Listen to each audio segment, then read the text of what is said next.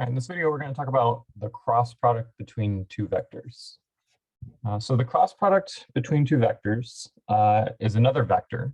It's a way of multiplying two vectors to get a vector out of it. So let me just remind you of the dot product was a way of multiplying two vectors to get a number out, a scalar. So A dot B measured in a way, so you have a vector and another vector, it measures how much they overlap. So if they're perpendicular, the dot product was 0. If they were opposite directions, the dot product would be negative. So A dot B is a way of measuring how much overlap there is between two vectors. This was the dot product. The cross product is another way of multiplying two vectors, just like the dot product is, except it's, so first of all, we use a different symbol. So instead of the dot, we use a cross. So the names are appropriate. But this is a way of multiplying the two to get a vector out. And if you're dealing with magnetism, the cross product is the thing that is really relevant, really what we want to use here. The cross product is a vector that's measuring kind of the opposite of what the dot product is measuring. Rather than how much overlap, it's how much perpendicular they are. So a vector has a magnitude and a direction. We have to talk about the magnitude of this thing and the direction of this thing. Let's start with the direction. The direction is, so you draw one of the first vector. So if we're doing, so maybe instead of A dot B, let's do C dot D, because that's what the book has. So draw the two vectors down, and it doesn't matter where the two vectors are, but you just put them with the tail at the same spot. So looks like that's what they did here. So C and D. So we want to know, what is C cross D?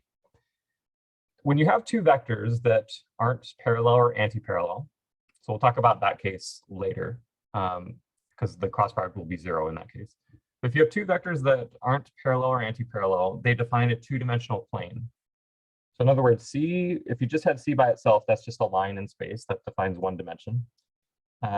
If you also have D and it's pointing not parallel or anti-parallel, and you imagine like a piece of paper or a plane that goes through both vectors C and D. And then imagine that plane, that piece of paper was infinitely big in all directions. That's the two-dimensional space spanned by C and D. If you've had some linear algebra, maybe you've heard those terms. So in other words, any point on that plane you can write as a linear combination of C and D. For example, C plus D would give you draw this parallelogram, this would be vector C plus D. You could draw it in there. But any point on that plane you could write as a certain scalar times C plus a certain scalar times D. That means that there's a perpendicular direction to the plane spanned by C and D. We live in 3 dimensions, there's a third dimension perpendicular to that. And there are two possibilities. You know, in this drawing, we drew the plane spanned by C and D, and then there's two possibilities for the perpendicular direction. So why did the book choose that one? Well, this is a convention. So this is called the right-hand rule. You take your right hand, you point your fingers in the direction of the first vector. So if we have C cross D, you start with your fingers pointing in the direction of C, and you curl them towards the direction of D. And the direction your thumb is pointing afterwards is the direction of C cross D. Okay, so here, this would be pointing perpendicular to the plane of C and D and pointing up in that case. If we had instead D cross C, we would also be perpendicular to the plane, but we would be in the opposite direction. So this right here is D cross C. It's pointing in the exact opposite direction. So be careful, like the order matters here. C cross D is in the direction opposite D cross C. The magnitude of the two. So if you remember just reminding you about the dot product here, the magnitude of A dot B, well, actually I want to have the possibility of this being negative. So this would be the magnitude of A times the magnitude of B times the cosine of the angle between them. For the cross product, the magnitude of the cross product, so notice how I didn't draw this because the dot product can be negative. You know, if we really wanted magnitude, I would do magnitude of cosine theta here, but normally that's not as useful. For the magnitude of C cross D, it's going to look very similar to this. It's going to be magnitude of C times magnitude of D times the sine of the angle between the two vectors. So this is what I mean by it's almost the opposite of the dot product because it's measuring how perpendicular they are. Like if theta, and now we see why, by the way, if theta is 0 or 180 degrees, so in other words, if the two vectors are parallel or anti-parallel, sine of 0 degrees or sine of 180 degrees is 0. And so you can see that that cross product is 0. And so that way we don't have to worry about, well, what if the two vectors are parallel? What's the plane spanned by them? Well, there is none, but it doesn't matter because the cross product is 0 anyway. And you get that for a given magnitude of C and D, you get the biggest magnitude for the cross product if the two vectors are perpendicular. Okay. So we have a few examples, and then I guess a third example, the normal example on the left here. So let's do these examples first, just to get a feel for this.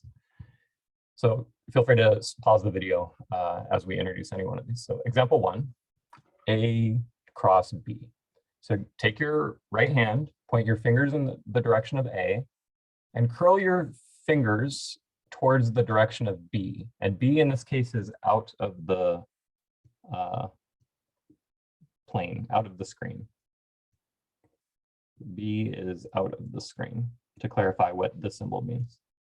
Remember, it's like an arrow point coming towards you. So if you do A, have your fingers pointing up, and then curl your fingers towards you, A cross B is going to be pointing to your right. You're seeing me do it from my perspective, but for you, it should be pointing to the right. So A cross B is pointing to the right.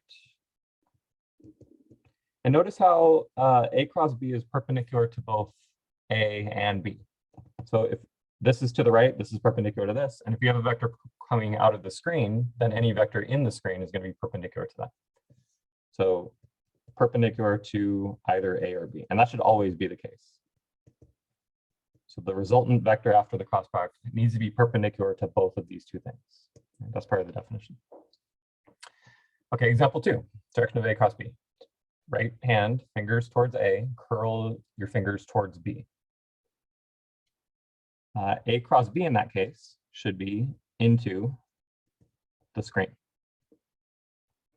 A cross B. So the angle between two vectors is always between 0 and 180 degrees.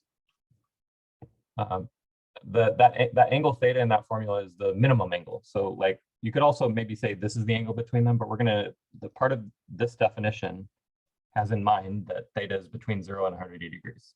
So you choose the smaller one if there's two possibilities. So you're going to curl your fingers that way. So you curl them from A to B in this direction, not the other way. Maybe you got A cross B because you were curling that way, and so you got out of the page or out of the screen. But no, you have to do the quickest way to get from A to B, the smallest angle of rotation for you to do that. Okay, example 3. A cross something equals C. So we need the direction of B so that A cross B is C into the page. So think about what direction B could possibly be. This one's a little trickier than the other one because there's more than one answer. So think about all of the answers that could possibly satisfy this. So maybe pause it and think of this for a little bit. Give you 3 more seconds. Well, you can pause. Okay, so B could be here. This is one possibility. Could be this.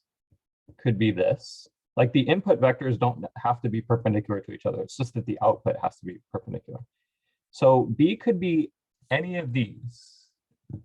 So you can go anywhere from 0 degrees. So B0.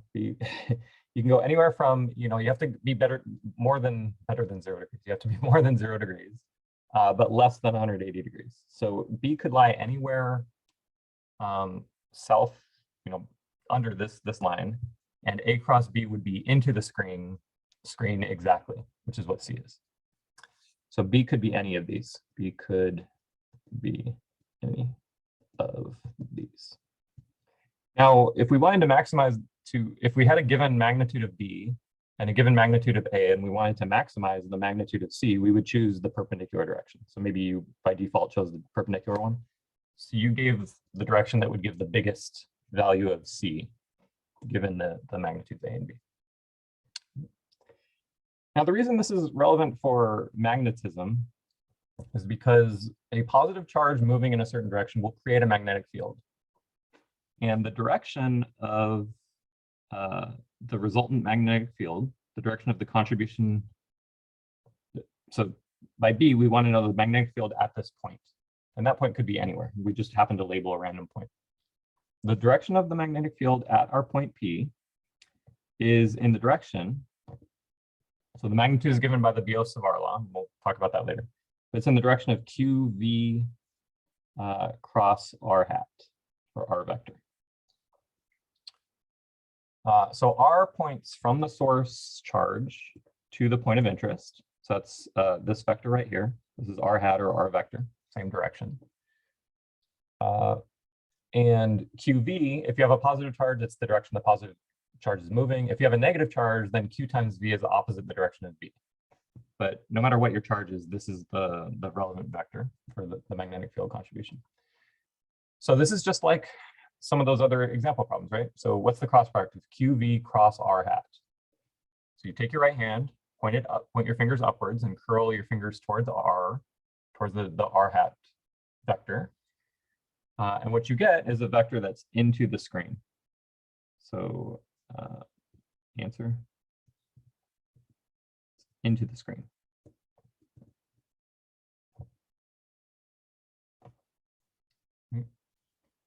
Curl it into the screen. Okay, lots more practice in class.